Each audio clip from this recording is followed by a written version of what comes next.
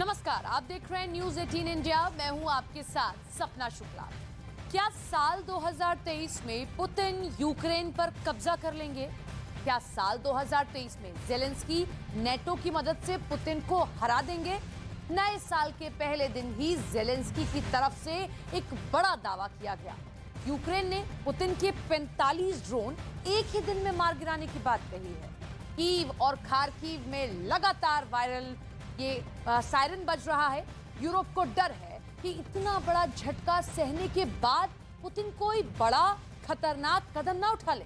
ये रिपोर्ट एक ऐसे बड़े खतरे की तरफ बहुत साफ इशारा करती है।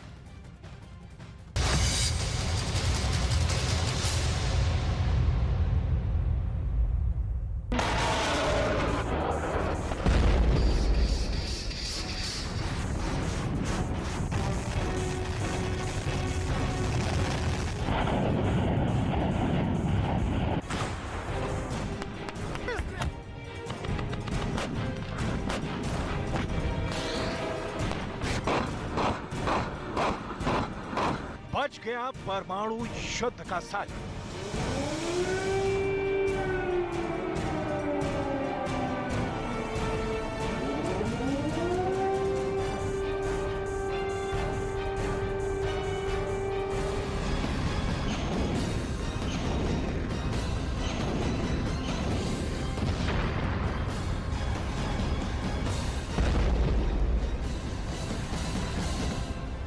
कीव में कयामत के 700 घंटे।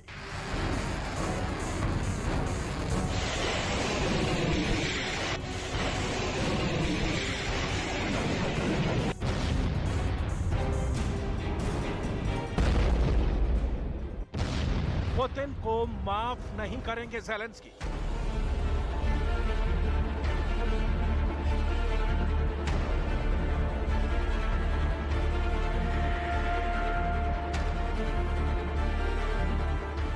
किसके पास है जंग जीतने का चमत्कारी फॉर्मूला?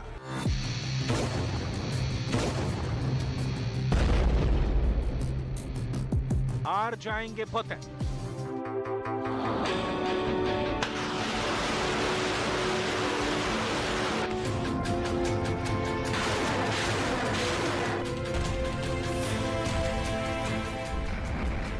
इकतीस दिसंबर 2022 की रात से लेकर 1 जनवरी 2023 की सुबह तक रूस की फौजों ने यूक्रेन पर इतने भयानक हमले किए हैं कि पूरा यूक्रेन युद्ध के सायरनों से गूंज रहा है।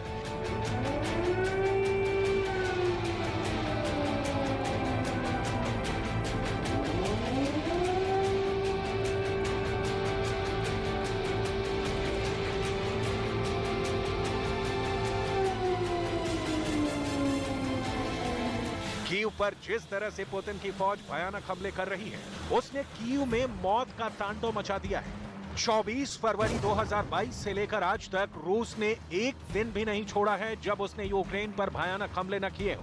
राष्ट्रपति ज़ेलेंस्की ने तो साफ कह दिया है कि पुतिन जिस खूंखार तरीके से यूक्रेन को तबाह कर रहे हैं, उसके लिए पुतिन को कभी माफ नहीं किया जाएगा। खास तौर से नए साल के मौके पर भी रूस की रॉकेट और मिसाइल ब्रिगेड ने यूक्रेन पर मिसाइलों और रॉकेट्स की बरसात कर दी है।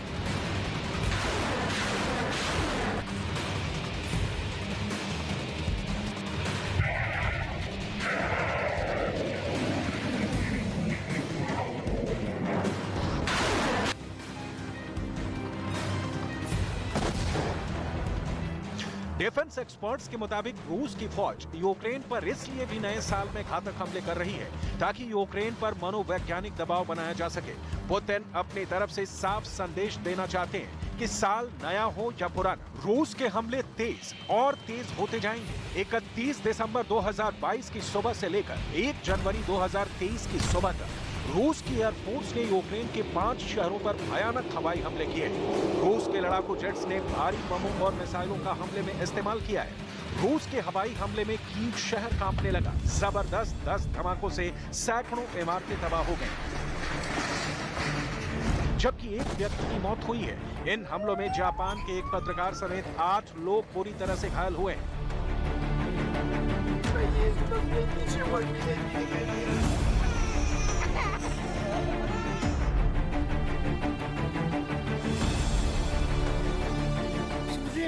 на тому світі у цих склянках жив, щоб жрав їх і склянками, ви знаєте, ходив туди.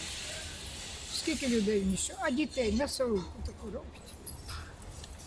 А нам желаю України, щоб всі перемогли, дождались Нового року стріли, і щоб в слідчому году не було тієї гадості, щоб не стріляли і людей не вбивали. कीव में पिछले 3 दिनों से मिसाइल और आत्मघाती ड्रोन से रूस हमले कर रहा है। कीव इलाके के गवर्नर ओलेस्की कोलेबा के मुताबिक रूस मिसाइलों से लगातार हमले कर रहा है। मिसाइलों के जरिए रूस हैप्पी न्यू ईयर कह रहा है।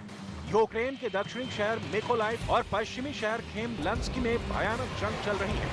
हालात इतने ज्यादा खराब हैं कि यूक्रेन की जनता बंकर में छिपने को मजबूर हो गई है। आत्मघाती ड्रोन, घातक मिसाइलों के हमले यूक्रेन के लिए मौत का अग्निकुंड बनते जा रहे हैं।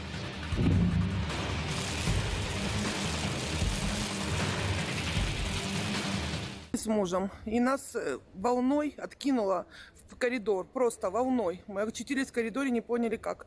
Повылетали все окна, вся стена отошла, нету живого окна. Все в балкон, ничего нету. Мы остались чудом живые, не знаю как.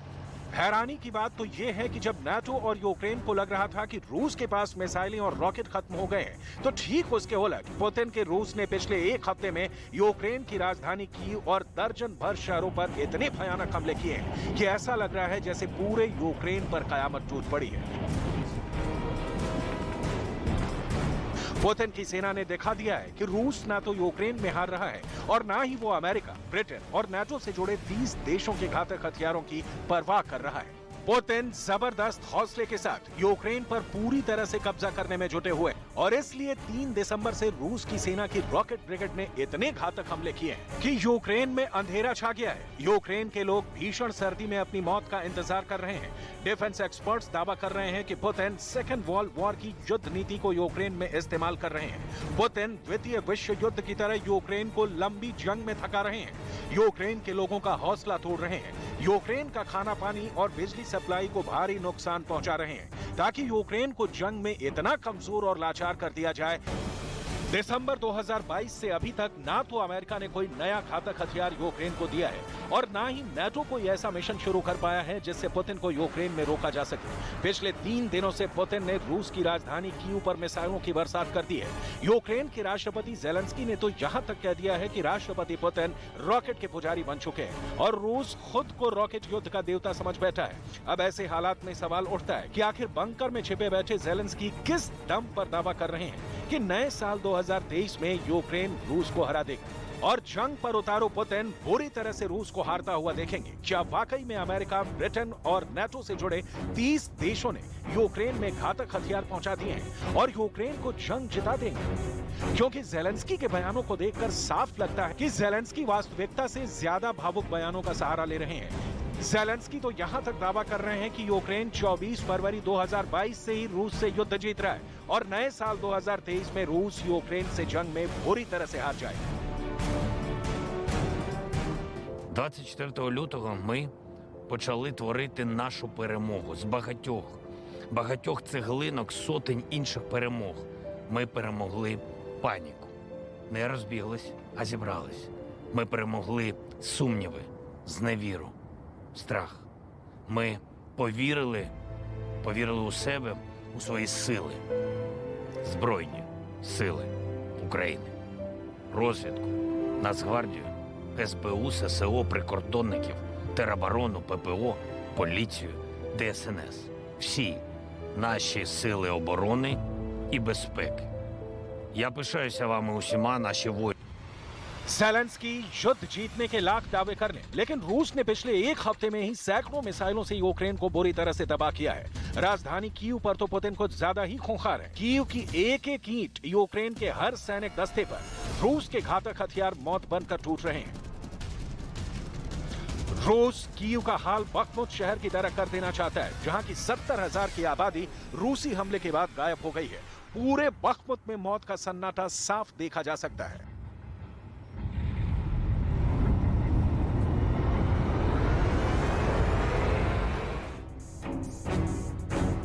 नाटो और अमेरिका के दम पर जंग लड़ने वाला यूक्रेन आखिर चाहता क्या है? क्या ज़ेलेंस्की को लगता है कि रूस को सीधी टक्कर देने के लिए अमेरिका के साथ नाटो के 30 देश रूस के ऊपर हमला करेंगे?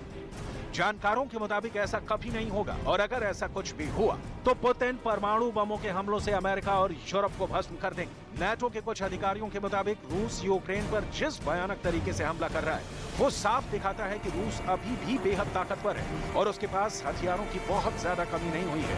रूस की मिसाइल और तोपखाने की ताकत से ज़ेलेंस्की तक कांपते हैं। जरा देखिए ज़ेलेंस्की क्या कह रहे हैं। Рік поранив нас у серце. Ми виплакали усі сльози, прокричали усі молитви 311 днів. Про кожну хвилину нам є що сказати, але більшість слів зайві. Вони не потрібні. Не потрібні пояснення, прикраси. Потрібна тиша, щоб почути. Потрібні паузи, щоб усвідомити. Что останется от всех вас, граждане России, его не волнует. Ваш лидер хочет показать, что у него за спиной военные, что он впереди. Но он как раз прячется за военными, за ракетами, за стенами своих резиденций и дворцов. Он прячется за вами и сам сжигает вашу страну и ваше будущее. Террор вам никто никогда не простит, никто в мире вам этого не простит. Украина никогда не простит. यूक्रेन की राजधानी कीव पर रूस पूरी तरह से कब्जा करने के लिए कोई कसर नहीं छोड़ रहा है। यूक्रेन के रक्षा मंत्रालय के मुताबिक 24 फरवरी 2022 से यूक्रेन में 700 बार युद्ध के सायरन बजाए जा चुके हैं, जो साफ दिखाता है कि रूस के लिए कीव कितना खास टारगेट है। पुतिन भी जानते हैं कि एक बार अगर कीव पर रूस पूरी ताकत से हमला करके कब्जा कर लेगा तो फिर ज़ेलेंस्की के यूक्रेन को घुटनों पर लाएंगे। कीव पर कब्जा होने के बाद दुनिया में संदेश जाएगा कि यूक्रेन में अमेरिका और नाटो से जुड़े 30 देशों की हार हो गई। पुतिन कीव पर कब्जा करके ये भी दिखाना चाहते हैं कि पश्चिमी देशों के एक से बढ़कर एक घातक हथियार भी रूस को रोक नहीं पाएंगे। इसीलिए पुतिन का रूस कीव और उसके आसपास के शहरों पर दिन रात हमले कर रहा है। अब देखना होगा कि साल 2023 में जंग यूक्रेन जीतता है या फिर रूस।